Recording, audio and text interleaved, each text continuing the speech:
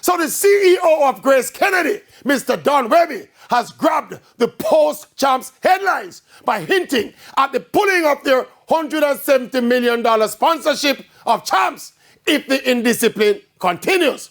Now, while not condoning indiscipline, but in the barking of condemnation at 16-year-olds who get emotionally carried away in the moment and point them finger or commit some other indiscretions, where are the equivalent condemnations and consequences for the grown adults who set the hurdles at the wrong height for the young class 4 girls?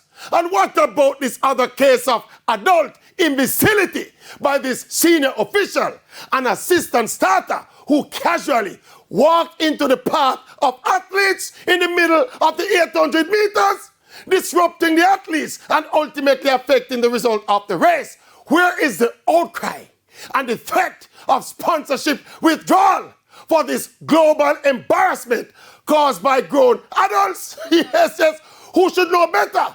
Why is the anger and the zero tolerance only aimed at the 16 and 17-year-olds? Why are we giving adults a pass?